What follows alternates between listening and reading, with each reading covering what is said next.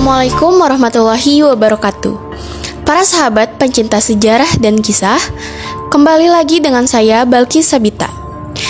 Meneruskan kisah terdahulu tentang misteri-misteri sumur Jalatunda, kali ini saya akan menceritakan tentang asal-usul nama sumur Jalatunda yang terdiri dari beberapa versi, dan di dalam versi-versi itu masing-masing memiliki misteri dan mitos tersendiri. Namun, sebelum mengikuti kisah ini, seperti biasa, mohon di-like dan subscribe dulu ya.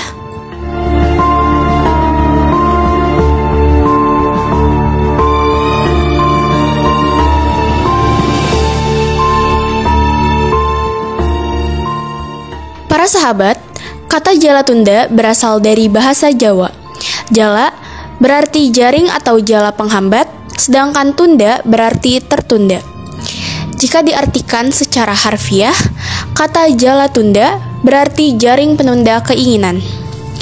Karena itu, orang yang datang ke sumur Jalatunda akan bisa mewujudkan keinginannya yang tertunda dengan cara melempar batu kerikil hingga sampai ke seberang sumur. Karena bagi seorang laki-laki, di seberang sumur itulah letak jaring penunda keinginan. Dengan berhasil melempar hingga mengenai jaring penunda keinginan, maka jaring itu akan terbuka dan keinginannya tidak tertunda lagi. Sehingga semua keinginan dan usahanya akan berhasil dan terkabul. Namun, bagi seorang perempuan, titik letak jaring penunda keinginan berada di tengah-tengah sumur.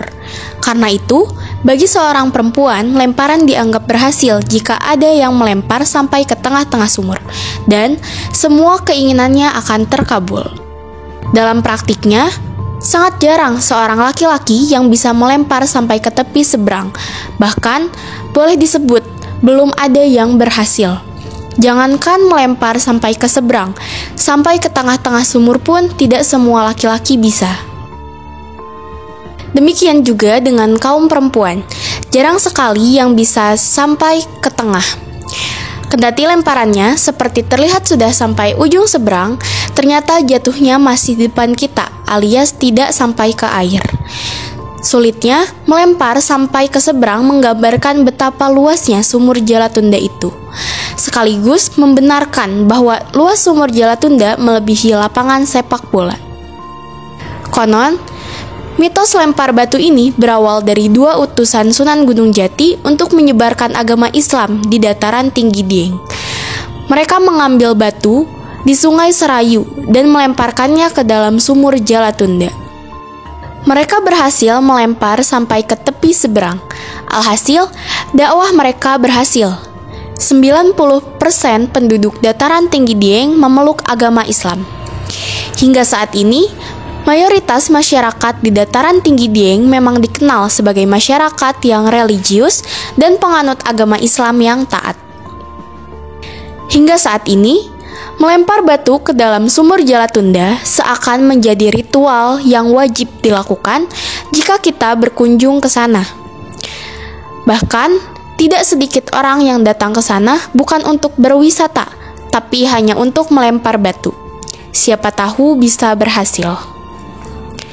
Keyakinan semacam itu kemudian menjadi mitos yang berkembang terus-menerus secara turun-menurun.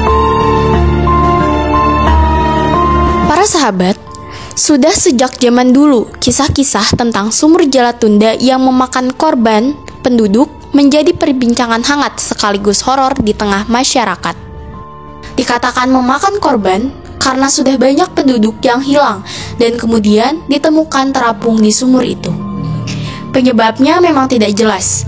Ada yang bilang karena terjatuh, ada juga yang mengatakan karena bunuh diri. Tapi, sebagian besar penduduk yang menjadi korban dan ditemukan terapung di sumur itu biasanya sedang menderita sakit. Ya, sakit karena pikiran atau depresi. Itulah sebabnya, orang tua sering berpesan pada anak-anak dan anggota keluarganya, jangan banyak melamun, apalagi sampai pikirannya kosong. Karena akan menjadi makanan setan lampor yang akan membawanya ke sumur Jalatunda. Kisah orang hilang yang dibawa setan lampor itu diawali ketika pada suatu hari ada keluarga yang anggota keluarganya sakit Tiba-tiba hilang, tidak jelas pergi kemana. Mereka pun mencari kemanapun yang bisa dicari. Tidak hanya di desa setempat, pencarian juga dilakukan ke desa-desa tetangga. 1 hari, 2 hari, hingga 5 hari, penduduk yang hilang itu tidak berhasil ditemukan. Hingga akhirnya pencarian pun diberhentikan. Sampai pada hari ke-6, seorang tukang ngarit yang sedang mencari rumput di sumur Jalatunda lari terbirit-birit sambil berteriak-teriak, "Ada mayat di sumur Jalatunda." Orang-orang pun berlarian menuju sumur Jalatunda yang jaraknya sekitar 1 km. Dan betul, dari ketinggian lebih dari 100 meter itu, mereka melihat mayat seorang laki-laki terapung di sumur raksasa itu.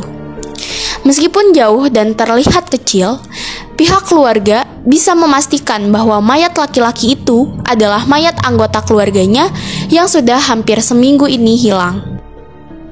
Dengan cara gotong royong, mereka berusaha mengambil jasad dari dalam sumur yang dalamnya sampai ke permukaan air kurang lebih 100 meter.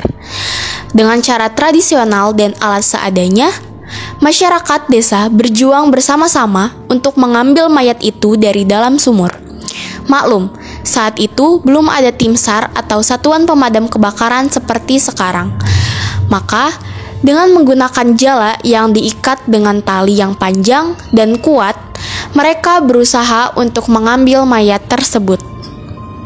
Namun, setiap kali jala yang sudah berisi mayat itu hampir berhasil ditarik sampai di atas, tiba-tiba semua tali putus dan mayat pun jatuh lagi.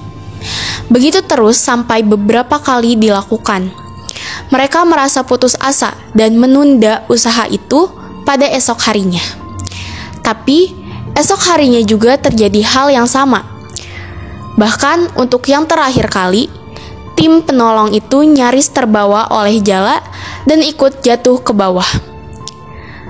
Pada akhirnya, mereka terus menunda lagi dan menunda lagi, sampai akhirnya tidak berani lagi mengambil mayat tersebut.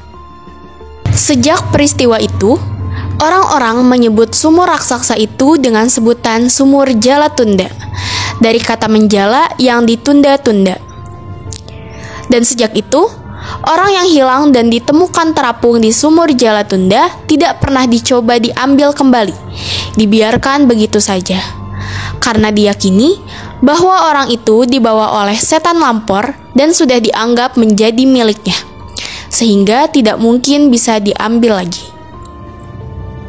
Para sahabat, itulah kisah tentang munculnya istilah sumur Jalatunda, yang terdiri dari 2 versi, yaitu versi peristiwa lempar batu dan dari versi peristiwa penduduk yang menjadi korban setan lampor. Para sahabat, di video berikutnya akan kami kisahkan peristiwa korban-korban setan lampor yang lain di sumur Jalatunda. Ikuti terus kisah ini dan salam hangat. Wassalamualaikum warahmatullahi wabarakatuh.